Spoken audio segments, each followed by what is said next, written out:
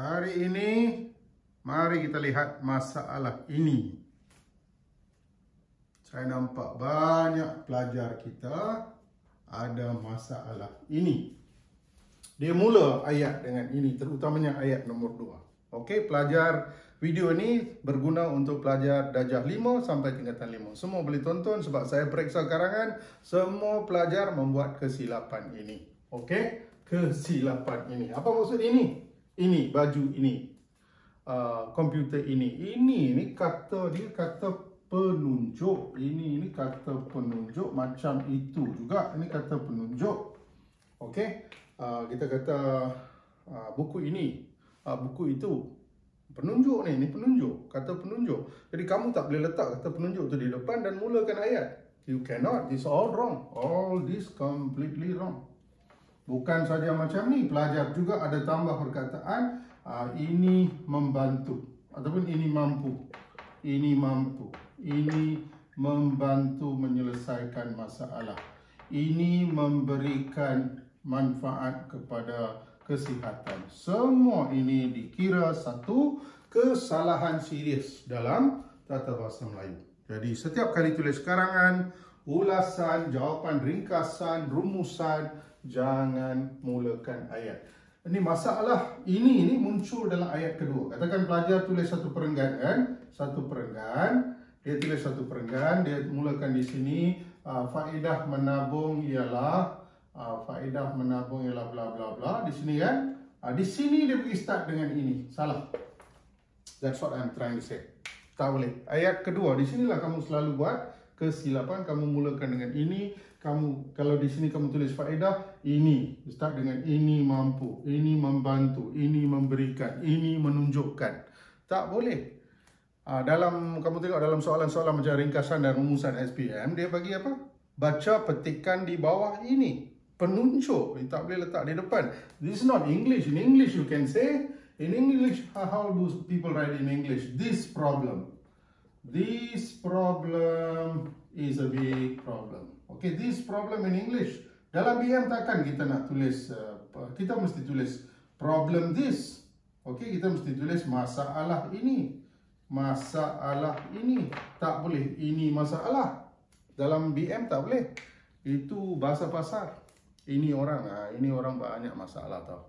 Ini orang. Pernah tengok aunty, uncle, apek semua cakap ini orang out. Okay, so you can never start with ini. Terutamanya saya nampak kesilapan ini berlaku dalam ayat kedua ataupun ayat ketiga dalam karangan, tak kira dalam pengenalan, perenggan isi dan juga penutup. Banyaklah, hampir setiap karangan darjah 5 sampai tingkatan 5 yang saya periksa ini, jarang ada pelajar yang tidak membuat kesalahan ini. Pelajar yang bagus, pelajar yang tak buat kesalahan ini, dia terus mula dengan perkataan hal ini. Hal ini dikatakan demikian kerana. Saya tahu apabila pelajar ni dia guna hal ini, dia faham yang buat macam ni salah. Maknanya guru dia sudah ajar, sudah tekankan dengan betul. Sejak dia darjah 5, mungkin darjah 4. Jadi dia tahu yang kita tidak boleh mulakan. Okay, so ini, itu, the purpose is different. Okay, you tak boleh mulakan dengan untuk gunakan dengan ayat. Okey, jadi macam mana nak ganti? Apa yang kita boleh ganti? Itu yang kita nak bincangkan hari ini. Okey, saya dah kata semua ni, this is really a very bad mistake. I'll prove to you this is bad. You see, this is bad, this is bad. So don't do this. Okey, jangan sekali-kali buat macam ni ya. Okey, saya padam. Saya ulangi. Tujuan video ini untuk darjah 5 sampai tingkatan 5 semua boleh tonton kerana semua pelajar memang pun buat kesilapan ini. Tak percaya, ambil karangan kamu yang pernah kamu tulis, kamu tengok. Perenggan isi ayat kedua, most of the time you have started with ini. Jarang orang start dengan itulah, tapi dia mesti start dengan ini, which is something wrong, seriously wrong. Okey, jadi macam mana kita nak buat? Apa perkataan lain yang kita boleh ganti? Itu saya nak bincang hari ini. Okey, salin, tuliskan. Setiap kali tonton video, buat catatan. Simpan dalam sebuah buku. Catatan ni simpan dalam sebuah buku. Lain kali sebelum buat karangan, rujuk perkara-perkara yang kita bincang dalam video-video kita ni. Okey, macam mana saya boleh mulakan? Okey, cara terbaik ialah hal ini. dikatakan demikian. Hal ini dikatakan demikian kerana. Hal ini dikatakan demikian kerana. Then you continue. Ini ayat keberapa? Ayat kedua. Kamu sudah menyatakan isi, lepas tu you nak hurai. Hal ini telefon bimbit banyak membawa faedah kepada masyarakat. Hal ini dikatakan demikian kerana telefon bimbit membantu masyarakat berkomunikasi dengan sesiapa sahaja pada bila-bila masa di mana jua. Okey? Itu hal ini dikatakan demikian kerana this is the best. Okey? Kalaupun tak nak guna macam ni, kamu boleh rujuk. Katakan kalau saya tulis perenggan saya ni, okey, perenggan saya ini saya tulis, katakanlah saya tuliskan tentang sebab. Di sini nombor 1 saya boleh bagi nombor 1 sebab, 2 kesan, 3 langkah. Okey, katakan saya tulis nombor 1, okeylah saya bagi labelnya sendiri, senang mudah kamu tengok, untuk sebab, untuk kesan, untuk langkah. Untuk satu lagi apa?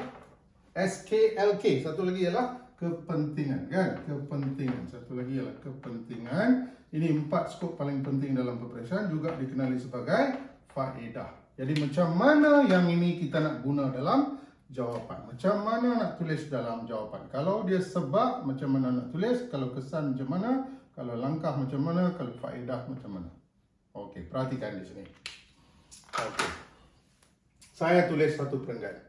Ayat pertama saya dah tulis sesuatu, kan? Ayat pertama contohnya amalan menabung bla bla bla lah, saya tulis apa jua topik, saya tak kisah yang ini. Yang masalahnya ialah ayat kedua. Ayat kedua kalau kamu tulis sebab, kamu boleh guna perkataan seperti sebab ataupun punca ini.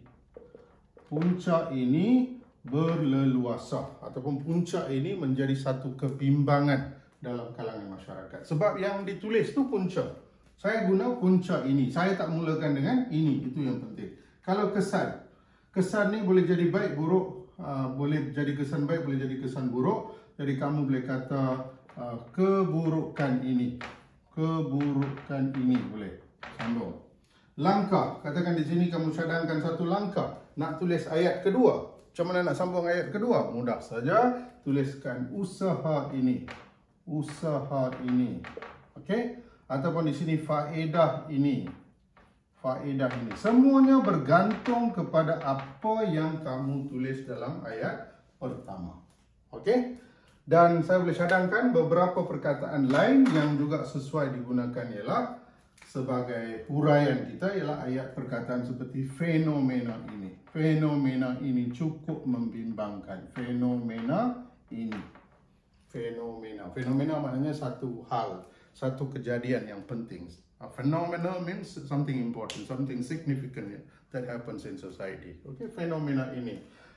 Apa lagi kamu boleh tambah? Punca ini, keburukan ini, usaha ini, fenomena ini, faedah ini.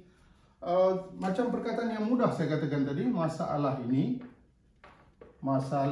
dianggap serius oleh masyarakat dan kerajaan. Masalah ini. Apa yang penting di sini, kamu tengok, perkataan ini kita letak selepas some other words. Okay, some other words are there. Ada faedah, ada fenomena, usaha, keburukan, punca, masalah, macam-macam. Bergantung kepada apa isi kita. Jadi jangan pergi start ayat dengan ini. Okey? Faham? Jadi saya bagi satu contoh supaya kamu lebih memahami. Saya bagi satu perenggan. Okey. Okey, ini kena salin. Ini kena salin. Tadi saya dah kata. Dan ini 4 kehendak soalan yang selalu keluar dalam peperiksaan. Tak kira ringkasan, rumusan, ulasan, karangan pendek, karangan panjang.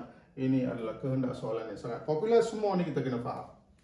Okey, kita pergi tengok satu perenggan. Cuba buat.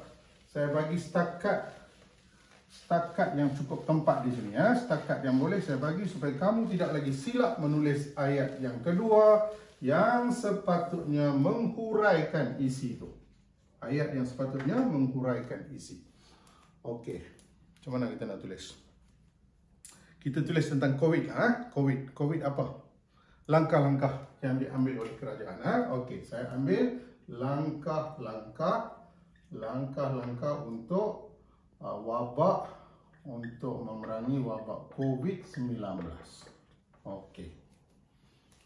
Saya mulakan. Perenggan isi saya. Apa dia? Isi saya langkah. Jadi saya mulakan. Semua perenggan isi langkah ni boleh dimulakan dengan demi.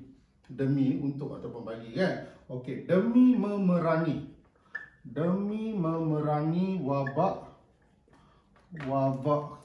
COVID-19.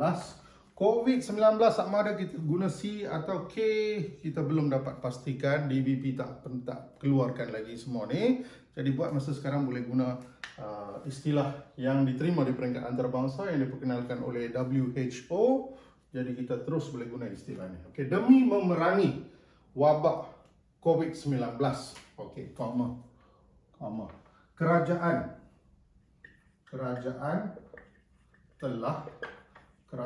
telah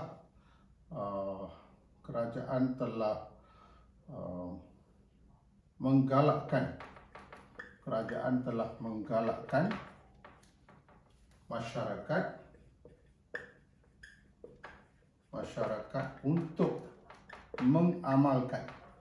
masyarakat untuk mengamalkan penjarakan sosial. Penjarakan sosial. Okey, darjah 5, darjah 6 ni topik ni mungkin sukar sikit tapi tengok konsep saja. Yang penting lesson kita hari ni adalah konsep macam mana nak tulis ayat kedua. Okey, sampai di sini. Apa masalah kebanyakan pelajar? Demi memerangi. Kenapa demi? Kerana ini langkah. Kalau langkah, saya boleh start terus dengan demi. Kalau karangan itu tentang langkah, peranan, usaha-usaha, peranan pelbagai pihak. Okey, tindakan-tindakan. Habis pengenalan, saya boleh terus mula dengan demi. Demi mengatasi masalah banjir kilat di Kuala Lumpur. Demi menjaga kesihatan. Demi menggalakkan amalan minat membaca. You can just start with demi. No problem. The first sentence. Okay, first isi, first sentence. Okay, demi memerangi wabak COVID-19, kerajaan telah menggalakkan. Tengok ada berapa G? Menggalakkan, 2 G. Meng dengan kan. Okay, kerajaan telah menggalakkan masyarakat untuk mengamalkan penjarakan sosial. Okey, penjarakan sosial ni apa? Satu amalan. Jadi apa yang patut ditulis? Kebanyakan pelajar apa dia akan buat? Dia terus pergi tulis. Ini penting. Outlah, sudah tak betul. Sudah tak betul. Di sini kita tak boleh start dengan ini. Saya patut start dengan apa? Kerana ini amal, kan? Amal, mengamalkan. So saya boleh kata amalan ini. Amalan ini, kenapa kerajaan suruh buat? Amalan ini pasti berkesan dalam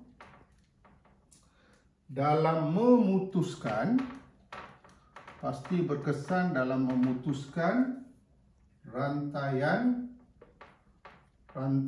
penyakit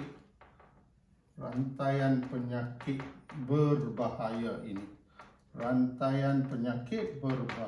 Tengok, ini saya letak di hujung. Penyakit ini, berbahaya ini, saya letak di hujung, bukan di depan macam ni. Okey, tak betul.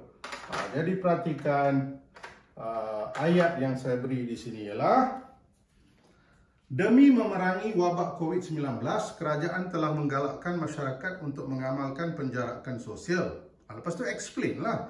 Amalan ini pasti berkesan dalam memutuskan rantaian penyakit berbahaya ini. Berbahaya ini merujuk pada apa? Penyakit ini. Jadi saya harap kamu faham yang jangan mula ayat dengan inilah. Ini lawannya itu. Macam sini lawannya situ. Tahu sini situ. Sini situ, you know nak the difference. Sini selalu kita guna sini. Sini lawannya situ. Satu lagi sana. Okay, you know the difference or not? The difference mudah saja. Sini ni dekat lah sini.